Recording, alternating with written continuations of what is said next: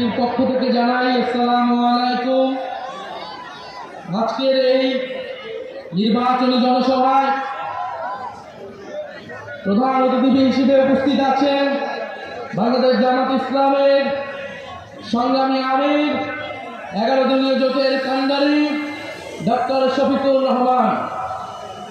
আজকের এই নির্বাচনী জনসভায় সভাপতিত্ব করছেন মোহাম্মদ দেলোয়ার হোসেন, ঢাকা জেলা জামাত ইসলামের সম্মানিত আমির।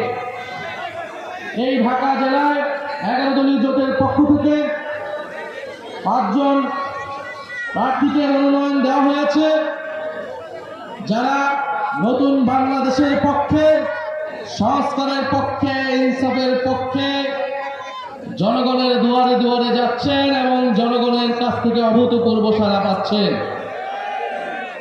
আমাদের এই ঢাকা জেলার 5টি আসনে প্রার্থীতা প্রতিদ্বন্দ্বিতা করছেন ব্যারিস্টার মোহাম্মদ নজরুল ইসলাম, ঢাকা 1; কর্নেল মোহাম্মদ আব্দুল হক, অবসরপ্রাপ্ত, ঢাকা 2; অধ্যক্ষ মোহাম্মদ শাহিনুর রহমান, ঢাকা 3; দিলশানা পারুল, ঢাকা 19; ইঞ্জিনিয়ার নাবিলা তাসনিম, ঢাকা 20।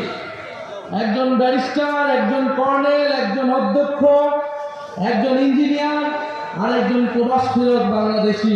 মাশাআল্লাহ, 5 জন মেধাবী যোগ্য প্রার্থী আমরা পেয়েছি ঢাকা জেলায়, যারা 11 দলের পক্ষ থেকে, 11 দলীয় জোটের পক্ষ থেকে ইনসাফের পক্ষে, সন্ত্রাস, দুর্নীতি, চাঁদাবাজ, বৈষম্যের বিপক্ষে প্রতিদ্বন্দ্বিতা করছে।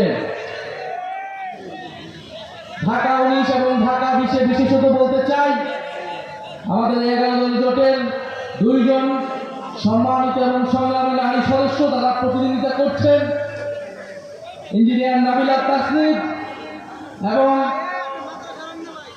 প্রবাস থেকে ফেরত আসা অ্যাক্টিভিস্ট দিলশানা পারুল। আপনারা জানেন, এই 11 দলীয় জোট বৈষম্যের বিরুদ্ধে, দুর্নীতির বিরুদ্ধে, ইনসাফের পক্ষে নতুন বাংলাদেশ বিনির্মাণে ঐক্যবদ্ধ হয়েছে। আমরা খুব স্পষ্টভাবেই বাংলাদেশের মানুষের কাছে বলছি, এবারের নির্বাচনী হিসাবটা খুব পরিষ্কার। আমরা বাংলাদেশ কোন পথে যাবে, আধিপত্যবাদী শক্তি বাংলাদেশে কি আবারও কাজ করবে নাকি বাংলাদেশ মাথা তুলে দাঁড়াবে, এটার লড়াই হচ্ছে এবারের নির্বাচন। এই নির্বাচনে ঠিক করতে হবে বাংলাদেশের সীমান্তে কি আর হত্যাকাণ্ড চলবে, আমার বোন ফেরানির মতো কি লাশ আমরা দেখব। এবারে নির্বাচনে ঠিক করতে হবে আমার ভাই আব্দুল ফাহাদ কি আর শহীদ হবে কিনা। এবারের নির্বাচন বাংলাদেশের সার্বভৌমত্ব প্রতিষ্ঠানের নির্বাচন। এই নির্বাচনটি ঘিরে আধিপত্যবাদী শক্তি ইঞ্জিনিয়ারিং করার চেষ্টা করছে। আমি তাই আপনাদের উদ্দেশ্যে শেষ কথা বলে যেতে চাই, বাংলাদেশের মানুষের কাছে শেষ কথা বলে যেতে চাই, 5ই আগস্ট যেভাবে আপনারা রাজপথে নেমে এসেছিলেন, বাংলাদেশের স্বাধীনতা সার্বভৌমত্বকে পুনরুদ্ধার করেছিলেন, আগামী 12ই ফেব্রুয়ারি বাংলার তরুণ সমাজ, বাংলার নারীরা, বাংলার আলেম সমাজ, বাংলার সংখ্যালঘু সবাই ঐক্যবদ্ধভাবে আবারও রাজপথে নামবেন। নিজেদের ভোটাধিকার, নিজেদের গণতন্ত্র, নিজেদের সার্বভৌমত্ব আমরা নিজেরাই রক্ষা করে বিজয় সুনিশ্চিত করে তারপর আমরা ঘরে ফিরবো ইনশাআল্লাহ।